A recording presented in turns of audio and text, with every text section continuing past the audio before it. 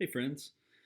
One of the frustrating things about this entire COVID experience has been the lack of information or the lack of trustworthy information.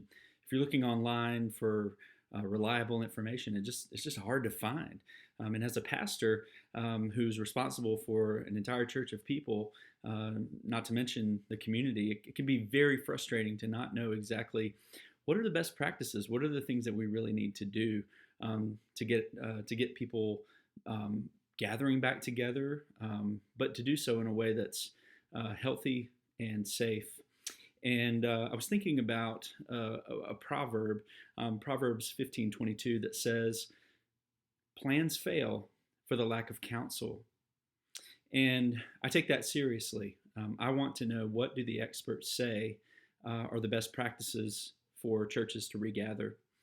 And I noticed this week our governor had opened non essential businesses on Monday, but I also noticed that public offices and services are not opening until at least June 1st.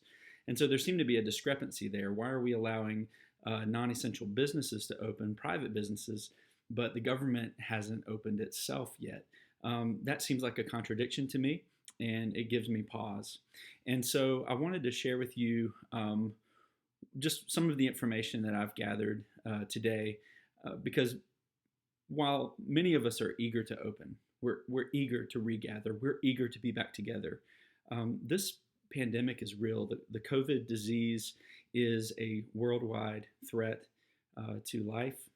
And while as a church we are concerned with spiritual life, we are equally concerned with physical life, because we are not just spirits, we are body spirits. And so that is why I want to take extra time and care to make sure we're doing this in a way that's safe. So I've been reviewing the online guidelines given out by the CDC. They actually have a publication that's designed just for churches to go through and make sure you've got everything in order. But one of the things I noticed is that they really emphasize that every community is different. And they suggest that they actually recommend that you go and try to reach out to your public health office. Well, I looked up the public health office number, gave them a call this morning, and set up an appointment. It was pretty easy. Set up an appointment to talk with one of their officials, who happens to be a nurse. Within 30 minutes, this nurse actually called me back and was eager to share information with me. They walked me through the recommendations that they have locally. He said, we do have moderate spread within Orangeburg County, which is good to know. It's not minimal spread, it's not advanced spread, but it's moderate spread. And there's certain guidelines that go along with where you are. And so having that information was very good. This official actually spent 25 minutes on the phone with me. I was just so grateful to the time that was put in to care for me as a local pastor and community leader. And so I was actually able to share some of the planning that I've been doing to regather and to think through different stages of how should we regather.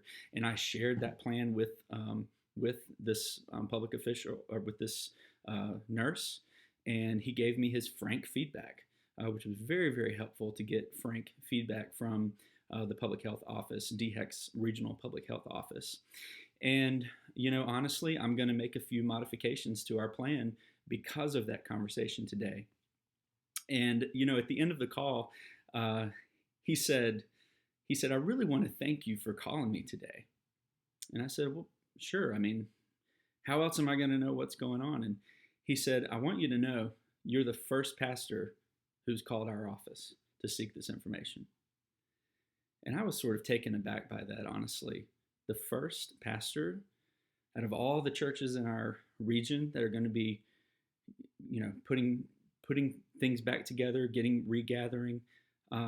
It's a little disconcerting and shocking to me that more pastors have not reached out to find out if your plan is a good plan, to get their counsel and their advice. And so I would encourage other leaders, other faith leaders, to reach out to that public office, reach out to the regional public health office, and run your plan by them. See if it matches up with what they're recommending.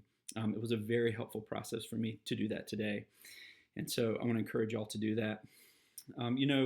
Our church is going to be regathering. Lord willing, we're going to be regathering. We're going to be doing so in a way that follows the safety procedures put in place by those who are over our public health. And I want to encourage all of you to go the extra mile to love your neighbor, because this is a time when we can really take that extra step to show concern and care, not just for their spiritual well-being, but for their physical well-being as well. And so I want to encourage you to do that with your neighbors, with whatever businesses you're involved with. Love your neighbor as yourself. Seek wise counsel. Seek wise counsel, and then seek to implement it as best you can. Our current sermon series is called Technicolor, and it's actually about a family in the Bible that survived a pandemic. And so I want to invite you to go over to our website, which is www.newcityorangeburg.com, newcityorangeburg.com. And there you can download the latest messages from this series or other sermon series in the past. You can read through our blog and find out more information about our church. We're continuing to meet weekly through the internet, and I'd love for you to just go and check out the website and download some messages. Talk to you all soon. Bye-bye.